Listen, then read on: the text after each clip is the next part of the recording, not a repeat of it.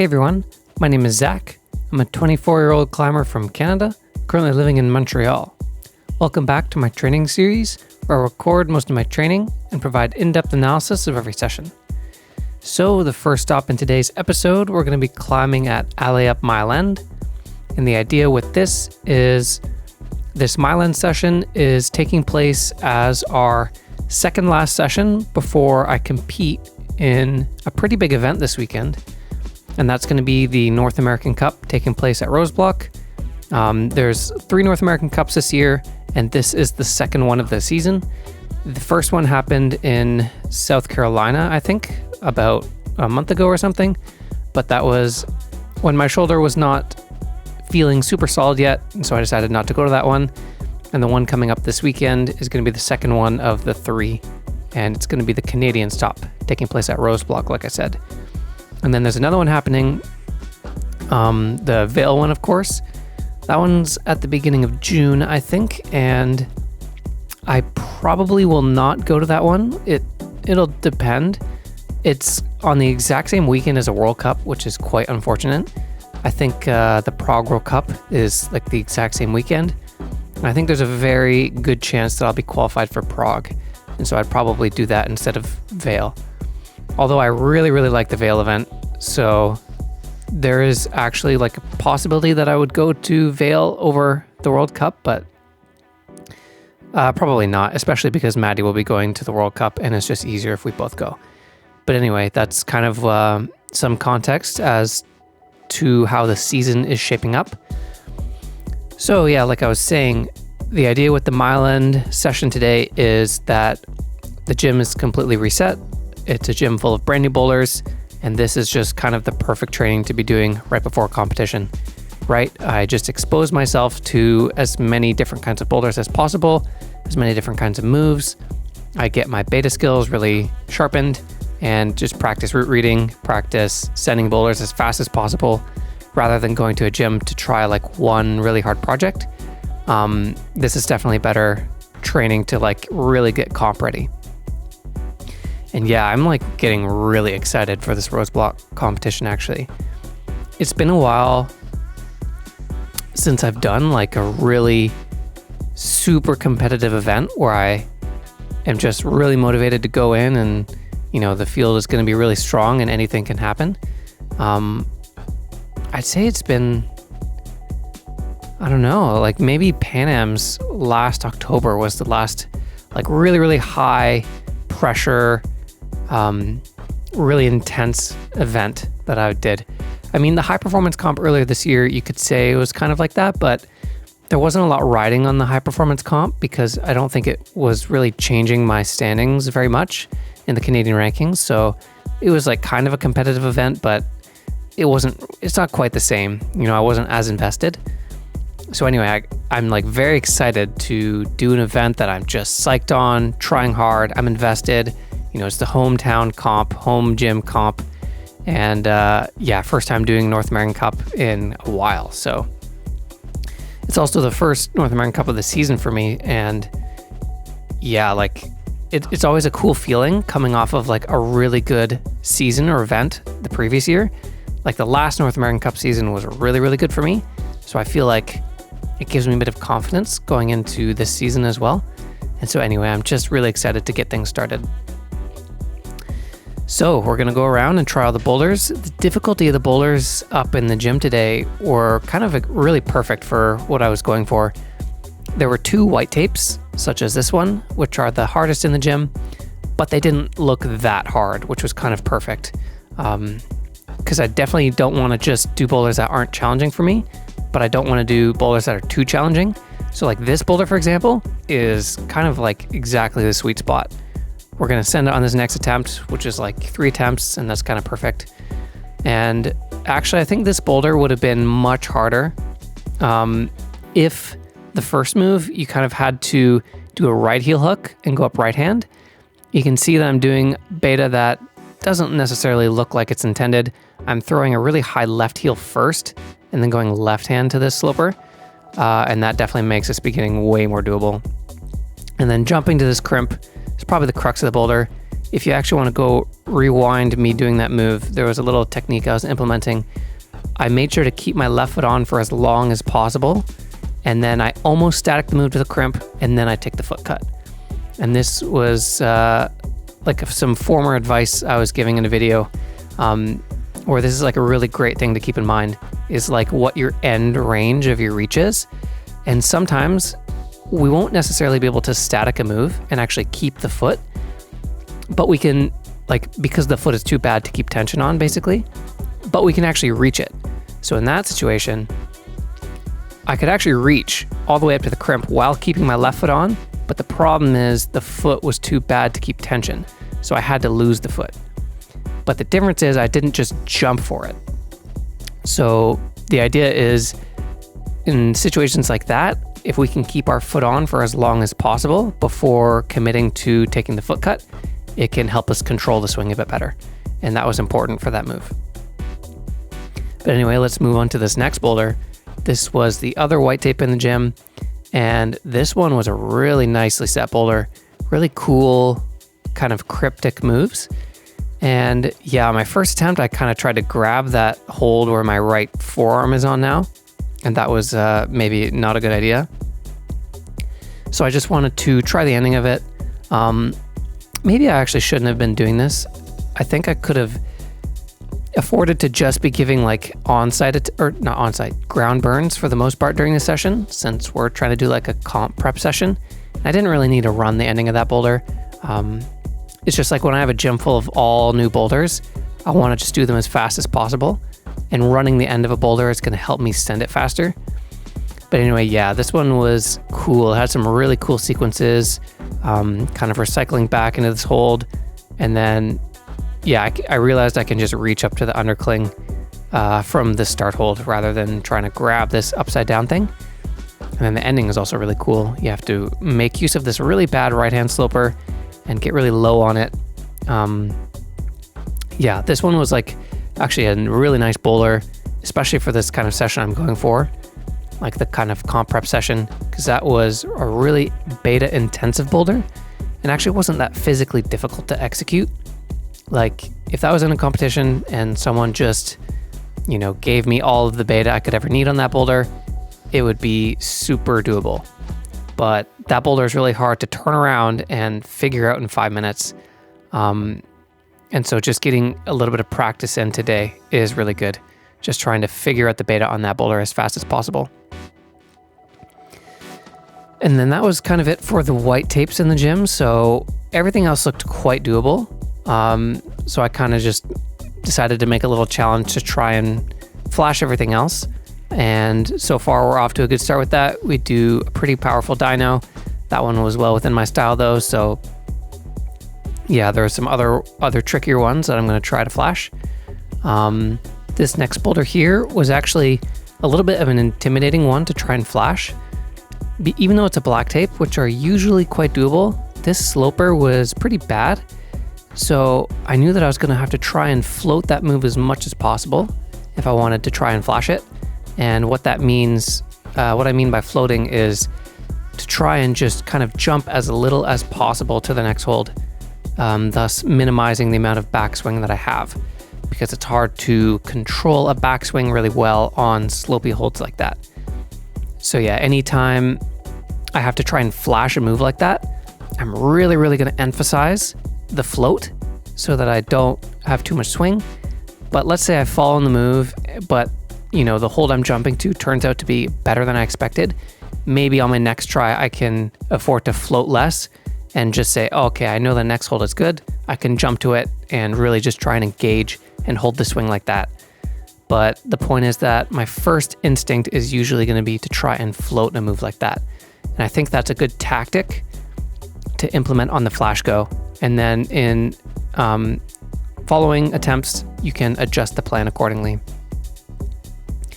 And this boulder on the arete here is a little tricky. You can see I have some fun beta. I often struggle with kind of close compressions on slopers like that, but a fun thing you can do in those scenarios is actually reverse your grip and do a double Gaston, because basically the rule is if the compression is too close and it's difficult to compress, that means it's going to be in like double Gaston range. And then maybe the double Gaston feels good. You can find a good body position, reassess, and then find your way out of that position. Instead of having to do a very difficult close compression move. And it worked there. That was a cool example of that, actually. And then we have another nice little low percentage move that is cool to try and flash. Trick with this move, like the kind of dead point to this blocked crimp, is just to not let go of eye contact with that crimp. And that's kind of the key to try and flash a move like that. If you kind of just forget about what you're doing for a second and like accidentally slip into using your peripheral vision for that first move, there's a higher chance that your hand is actually going to miss the crimp and not latch it perfectly. But if you are very intentional with staring completely at that crimp with your direct focus, your hand is probably going to land in it more of the time. And this boulder here is kind of similar to that yellow white tape we were doing earlier. This boulder is really, really good for the mental practice side of things because there's lots of holds, lots of weird stuff. We got some no-techs, and I think that I came up with a really clean sequence of this boulder. So while this one wasn't so physically difficult to execute, I was actually really satisfied with my clean read of this boulder. I think I identified that it was probably like a foot cross that we're looking for on this middle sequence, and there was no like hesitation. I think that's a big indicator actually if we're trying to like assess whether we did a boulder well or not in terms of the beta. If you just are climbing the boulder and you're not hesitating and like reassessing things, chances are that means you had like a really good read of the boulder and your sequence was solid. But you know, if we're hesitating and we're like readjusting, maybe that's when we were making some mistakes. And I mean, if you're able to correct them on the fly, that's good. But the best case scenario is that your read is just really solid and you don't have to make these adjustments. And so, yeah, that was like just a good read. And that was actually kind of like a little mental, just a nice thing for the mental game going into the competition. If I'm able to get like really clean reads of boulders like that are cryptic, hopefully I'll be in good shape mentally. And then I almost forgot about this boulder actually as the session here is winding down, which would have been really bad because this one is a nice tricky boulder. We have actually a very funky lâcher. It's funky for a few reasons. The first reason is that the foothold we have to land on is really small, and as you can see, I just completely missed it. So that's hard because it's just kind of sketchy to jump to such a little target. And then the other thing that's kind of strange about this lâcher is that the feet are quite close. Like they're not very low down is what I mean. So it just makes for like a bit more of an interesting swing. And it was cool that I was able to just figure out in 2 attempts because the strangeness of that lâcher could have gotten a few more attempts out of me. So I was happy with sticking it in 2 tries. And then this last move, you can see it looks like I can just reach my right hand up to it and kind of press into it, but I have to find this weird like way where I lead with my left arm simply because that really like disengaged above my head position, pressing with the right arm is still just not something I want to be committing to with my shoulder. So yeah, I was like able to lock myself in to the corner with that drop knee, which allowed me to actually like switch my hands around and go left hand to the finish, which was actually like really ergonomic actually. So that worked out. So that was a really good session at Allez Up.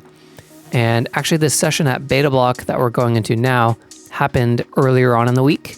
So this isn't like the session before we're having the competition because I wouldn't want to be doing a project like this. But yeah, I just wanted to put that Allez Up session at the beginning of the video. So yeah, keep in mind that this Beta Block session happened like maybe a week prior to that Allez Up session. So what that meant was I had a little more wiggle room to go try like a hard boulder if I wanted to, rather than just focus on getting the volume and the variety in. And a lot of you will probably recall this boulder. Maybe it was featured in the last episode or 2 episodes ago, but this boulder is really, really hard. I've put 2 sessions on this one, and yeah, I stuck that dyno twice and then fell going to the third last hold, that left-hand crimp. And I really, really wanted to send this one because this boulder is like just so perfect for me in terms of difficulty. It's like right at that limit. If I would to send it now, like 3 sessions is kind of like super perfect.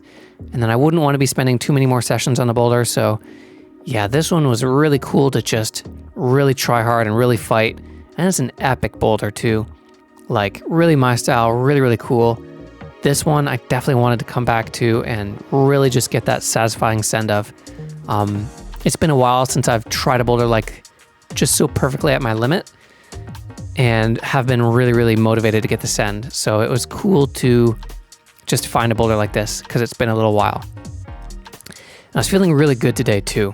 So I was getting a little nervous because I knew that I had a really good chance to do it. And I finally stick this dyno. It's only the 3rd time I've ever stuck that move. It's so, so hard. And then I had really put a lot of practice in on this ending, much more than I had before. Like when I'd stuck the dyno 2 times previously, I hadn't ran the ending quite as much as I had at this point, and I really had it dialed, and I knew all the little micro beta on how to like hit that left-hand crimp perfectly. And so I was definitely getting nervous up there, but yeah, all the drilling of that end sequence I had put into my system really paid off, and I could kind of go into autopilot mode. That's got to be the hardest boulder I've sent in probably like a few months. That was really, really sick and a really fire boulder. Super satisfying. And then, yeah, I basically came to beta block on this day purely just to try that boulder. The plan was just to have like an hour-long session, and I knew that I could easily spend an hour on that boulder. But yeah, I think I did it in like about 30 minutes or something, so I had a bit more room to play with. And to my surprise, there was actually a new 6-3 set in the gym. Yeah, I didn't think there was going to be, but it was a nice surprise. And this one initially I thought looked like super chill, honestly. I don't know. I've like climbed on these white slopers quite a lot, and they're better than they look. Like even the hold above the left-hand start hold, it's like better than it looks. And this right foot is like pretty good. And then you're jumping into like a really, it's a decent hold on top, like this big left-hand sloper.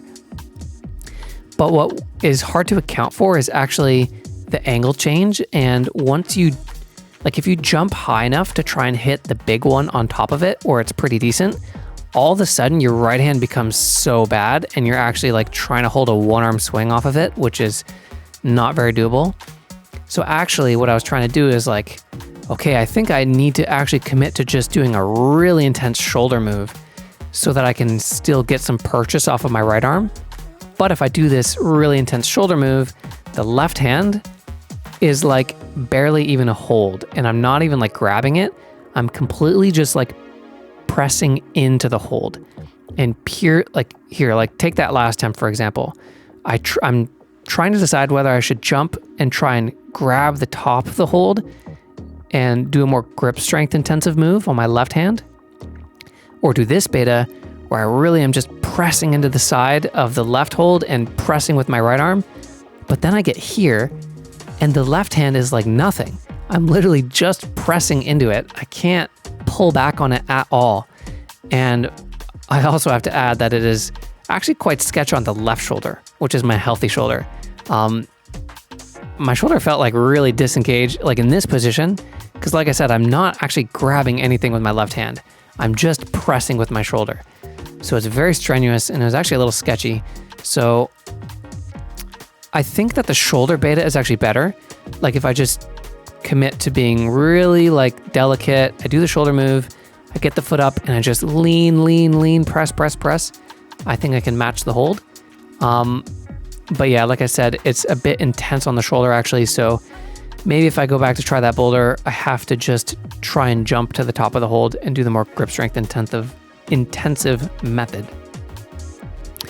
But yeah, that boulder turned out to be like way harder than I thought. And it's funny that I thought that looked super doable because I wasn't able to send it at all, even though it was a really strong feeling day.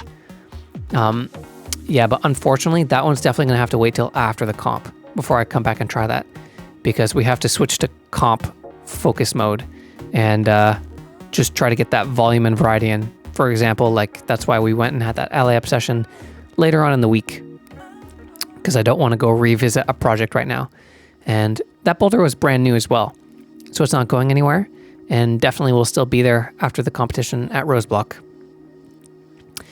And then this next session that we're jumping into is going to be at a different location of Allez Up. This gym, of course, looks very similar to the one we were just climbing at the beginning of the video, but it is a different gym. This is the Verdun location of Allez Up, and in the beginning of the video, we were climbing at the Mile End location of Allez Up. And I think, yeah, chronologically, the sessions went beta block, and then I think this session here at Allez Up Verdun was the day after beta block, and then I had a couple rest days, and then we did the session that was at the beginning of the video at Mile End. And so, yeah, the same logic with the Mile End session is like also being applied here. The Verdun location of Allez Up, it had also been quite a little bit since I'd climbed here, so I was expecting a fully new gym, which was the case. And yeah, the idea, of course, is just getting lots of different boulders in, and the boulders here were very similar to the boulders at Mile End. In terms of like being at a good difficulty for me, I think the boulders here were probably a little bit softer overall. There were also 2 white tapes up in this gym that I think were softer than the ones at Mile End. But what was happening today was I was feeling a little bit rusty for some reason. I don't know why, actually. I don't remember, but I just remember feeling a bit weak. Not too bad, but anyway, I think the slight amount of just feeling weird kind of counteracted the softer nature of these boulders compared to Mile End. So anyway, the point is, I think that these boulders were kind of like the same amount of challenging for me in this session as the Mile End boulders were when I was feeling better, even though I think that these boulders are going to be a little bit softer than the ones at the beginning of the video. But anyway, it kind of like worked out perfectly. Feeling a little bit rusty and having a full gym of very doable boulders, I think is still like really, really good training, because what it does is it really just allows me to focus on the technical aspect of my climbing. So since I don't have like more strength to play with, and I can't just try and overpower boulders, it's going to force me to really read sequences really well, find a good technical way through sequences.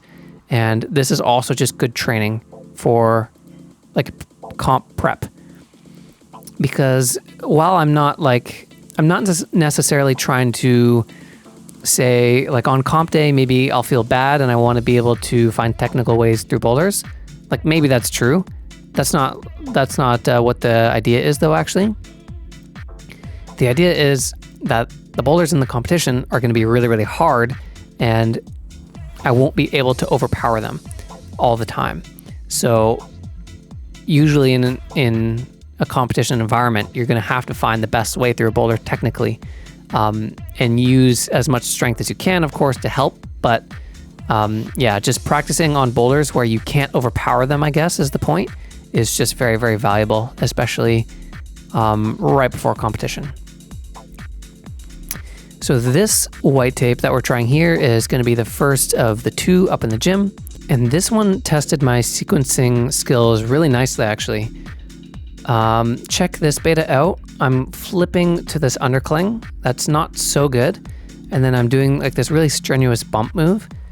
So maybe that was like the intended sequence of the boulder, but later on I'm going to find a much better way of doing this. And this is kind of just playing exactly on the idea that I was talking about. On a stronger feeling session, I could definitely do this beta, but because it's a weak feeling session, it's going to force me to really rack my brain even harder and say, hey, can I find a better way through the sequence? Because I'm just not feeling strong enough to do that method. And yeah, this skill is just going to always be valuable in a competition atmosphere as well. So yeah, the left-hand sloper is really bad. The right-hand sloper is the right-hand undercling is not so good. So this is just a very strenuous move. I think on the next attempt is when I find the better beta. Yes, it is. And then also, I guess I want to point out the funny thing I'm doing at the start.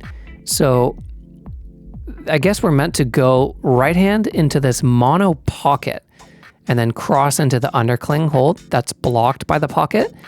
But obviously I don't want to be grabbing like a mono pocket right now, or ever, honestly. But especially not before competition. So I'm actually doing a thumb lock, like combined with a kind of Gaston. It's actually a really cool way that I was grabbing those two holds together. Yeah, I just wanted to point that out. But anyway, yeah, check this out. This method was a lot easier and was a really good find, I think. I just set a right toe hook, and that allows me to match the sloper and move up to the next one instead of doing the really strenuous method where I was, of course, trying to use that undercling and just stand really hard into it. So yeah, that's like the perfect example of like the situation I was faced with today. And this is a good reminder as well, like to anyone who's having a bad session. It's so easy to find value in a bad session simply with this idea. If you're feeling weak, you get to practice your technique a lot better. That's like the way of dumbing the idea down. But it's even more valuable than just like that. It put that simply. Like, yes, when we're feeling weak, we have to be more technical and smarter basically in the session. But there's like a lot of other kinds of gains to be made. But anyway, what this means is basically if we're having a weak feeling session, definitely don't write it off and use it as a training opportunity to work on the mental side of things and the technical side of things. So this boulder that we're moving into here was the other of the two white tapes. And this one was definitely physically harder than the last one and probably just as mentally challenging as well. This one was also quite cryptic. And honestly, you can see I'm doing some funky beta here. Like I'm kind of recycling through crimps and doing Gastons and stuff. I think that I could probably just have my left hand where my right hand is and then cross my right hand to where my left hand is. But like I said, I wasn't feeling that strong today. So like, especially in the fingers too. So I think that I probably couldn't do that today where I just do a cross through and then, kind of unwind out of that position.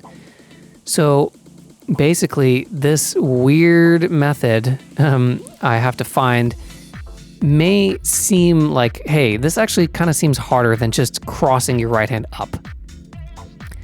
But I think what this method is it's probably harder on the rest of my body, but easier on the grip, because I'm always like I have two hands like opposing at any given time. I'm able to like really perch with my hips. So basically, the sequence that I'm coming up with is saying, hey, my fingers aren't strong enough to just cross through up to the crimp with my right hand. So I'm going to make a sequence that's harder for the rest of my body, but the rest of my body is feeling fine. I'm feeling like strong in my hips, my shoulders, and my biceps. I'm just not feeling strong enough in the grip to do the basic sequence. And yeah, this is like also helpful to be like aware in your sessions where you're feeling good and where you're not feeling good. I think it's bad to just chalk a session up to I feel weak or I feel bad, because often sessions are not going to be built equally in any sort of physical aspect. So what I mean is like you can have a weak feeling pinch day and a strong feeling crimp day, and maybe your biceps are also feeling weak on that day. But on a different day, you could have a weak feeling crimp day, a strong feeling bicep day, and like a weak feeling leg day. Kind of like the different physical attributes in our body can kind of like randomly be feeling good or bad on any given session. And I think being able to like really think critically about what's working in your body and what's not in any given session will help you be able to adjust your beta accordingly. So this is a prime example of this. I identified that my crimping is feeling weak in this session, but every other aspect of my body's feeling good. So we find this weird ass sequence where I'm straining every other part of my body, but my grip strength. I mean, yes, it's still like actually pretty intense on the crimping skills to like do that kind of weird sequence, but it's less intensive than trying to cross through on the crimps because I have to grab the crimps way harder. So because I was able to identify where I was feeling good and where I was feeling bad, I could adjust my beta to find a good way through that sequence and that boulder.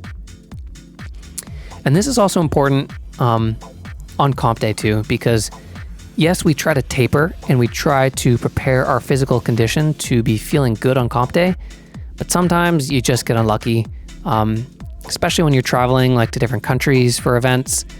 Your diet's different, you have jet lag, you've been traveling, you may be feeling bad on any given day.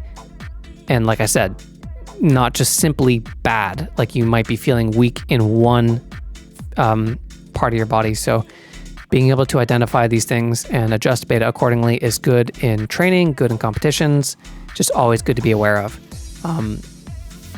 So yeah, definitely try to like really identify these things when you're climbing and not just chalk it up to feeling bad. So those were the 2 white tapes, and now we find ourselves in a similar position as the first session of the video, where we finish off the 2 hard boulders, and now we get to turn the rest of the session into a flash challenge. Yeah, I find that the boulders at Allez Up are really good for this kind of like flashing challenge style of training, other than the white tapes. Like typically I'm not going to be flashing a white tape at an Allez Up gym because they're usually pretty hard. But yeah, I think I had a video, it was at Allez Up Verdun here. I think it's a vlog where we tried to flash the gym. No, I said that I was only allowed to put 1 attempt on every boulder. That's what I did. But I didn't do every boulder in the gym. But that was a fun video. And if you haven't seen that one, you should check it out. It's in our like vlog playlist on the channel at this same gym. And another important thing with this kind of session where I'm going for volume and variety and sort of like competition prep is I really make sure to try every boulder in the gym. Even stuff that I normally wouldn't try, or like things that I don't want to try, such as a boulder like this. Like I don't usually like climbing on a boulder that's like just cramps and like vert and little feet. It's just not my style, and like not a style that I like to climb. But this style is still present in like competitions. Typically not in like a semifinal or a final, but you could see a boulder like this in like a qualifying round. If it was a little bit harder, probably. But this style is definitely still like really good for getting separation because you can have foot slips, bigger climbers will struggle on these little crimps. So yeah, this is something I definitely make sure to do is like say, hey, look at that boulder right there with like the blue holds that I just did. I don't like the looks of that boulder. I should absolutely get on it. I think that's really important. And if you're like, especially on a competition prep session, if you're just going around the gym and trying the boulders that you like the looks of, that's definitely not good, because pretty much the setter's job when they're setting an event is to make you uncomfortable while you're climbing on boulders and trying to find your way through uncomfortable positions. So it's definitely good to, in training, get on the boulders that you don't like the looks of and where you feel uncomfortable, so that you get used to just feeling uncomfortable on the wall and moving through positions. So yeah, even a boulder like this is kind of still in that realm of like the style that I don't like, right? We're on a pretty vert wall with like just little holds. I definitely don't feel like comfortable, especially because I'm not having like a good crimping day, like I said, right? So like, check this out. I should just be able to kind of grab this left-hand crimp and then, reach my right hand up to the next crimp. But I just don't quite feel strong enough in my fingers today. So it forces me to find like an even easier way physically through this move. And while like it doesn't seem like the method I just used was easier there, it was easier because the higher of those right 2 crimps was better than the left hand. So I didn't actually have to move off of that really bad left hand crimp, right? I just immediately went up with my right hand to the better crimp. And how did I think of that? Well, I just kind of like used some logic, right?